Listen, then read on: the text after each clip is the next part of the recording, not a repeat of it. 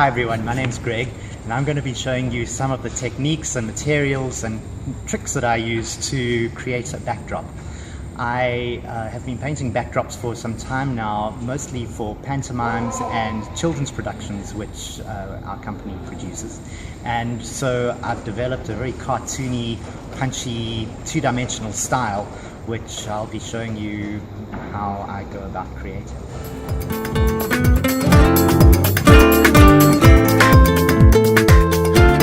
So this is a new cloth that I've just started laying out on the floor in preparation for painting. I've had it measured up and sewn up according to the dimensions of the theatre, with about an extra metre on each side which will extend into the wings. In this case I'm using an unbleached calico to paint on. It's inexpensive and it's absorbent, it takes paint really nicely, and it's got a bit of a stretch in it which helps when you're putting it down on the ground.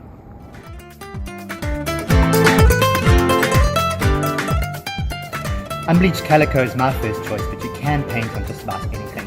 I find canvas a little heavy, especially once it's painted. It becomes cumbersome and difficult to move around. But cotton sheeting or any other fabric will just about do. You just don't want something that is too synthetic because it doesn't hold the paint as well as other fabrics. The last thing to bear in mind when you're making a choice on fabrics is that you want something that isn't too thin, because otherwise the paint goes through it and sticks to the floor. And also when you get into the theatre, you'll find that the light shines through the calico, which doesn't help. What I'm going to do now is continue pinning the cloth to the floor.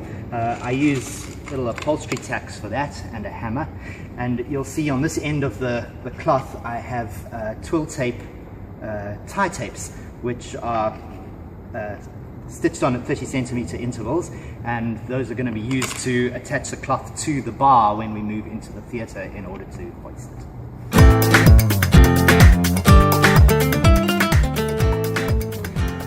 I always start attaching the top end of the cloth, and the point here is to make sure that it's stretched in a nice straight line, and then I just go along with the upholstery tacks and make sure it's fastened neatly to the floor.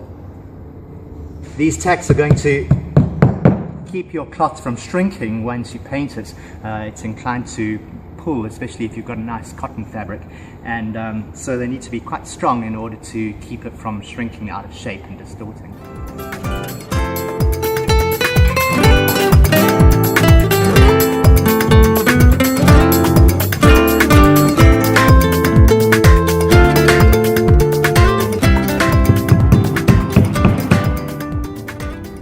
One of the essential things to bear in mind when you're pinning your cloth is to make sure that the bottom edge is exactly parallel to the top edge in order for it to hang nice and straight and to touch the floor when you move into the theatre.